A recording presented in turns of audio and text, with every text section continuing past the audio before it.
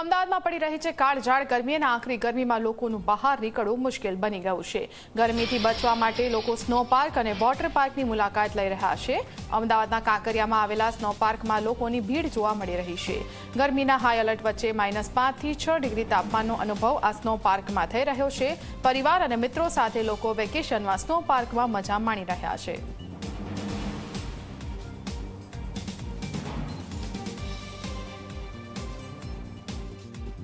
राज्य में अत्यारे हीटवेव है और आ हीटवेव क्रमशः आगामी 7 दिवस वधे ते प्रकारनी शक्यता है।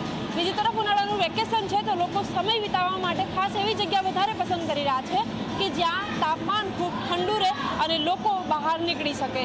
एवामां एक विकल्प स्नो पार्क पण छे अने अत्यारे हूँ कांकरिया प्राणी संग्रहालय खाते जे स्नो पार्क है त्यां हूँ उपस्थित छूं।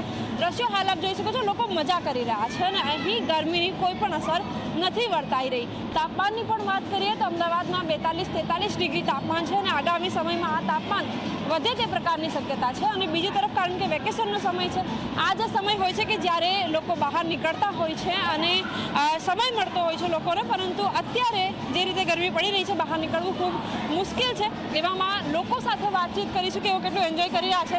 केटલું एन्जॉय करी रह्या छो? बहु ज। क्यांथी आव्या छो? अम्मी क्यांथी आव्या छो? न्यू राणीपथी। अच्छा, आटली बधी गर्मी है और हजी पण गर्मी वधे ते प्रकारनी शक्यता कारण के मे महीनो है, एवामां अहींया कोई गर्मी लागी रही है? ना ना, बहुत ज मजा आवे छे।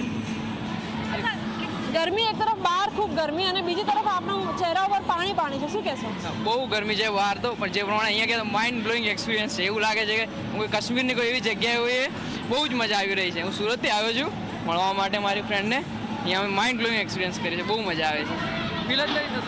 बाळको पण અહીં એટલું જ એન્જોય કરતા નજરે પડી રહ્યા છે અને વિશેષ કારણ કે ગરમી એ પ્રકારે છે એ ગરમીથી રાહત મેળવવા માટે તમામ જે લોકો છે એવો અલગ અલગ જગ્યા પસંદ કરી રહ્યા છે, જેમાંથી સ્નો પાર્કની જે મજા છે આપ આપની ટીવી સ્ક્રીન ઉપર નિહાળી રહ્યા છો। કેમેરામેન તુષાર સાથે સપના શર્મા, ઝી 24 કલાક, અમદાવાદ।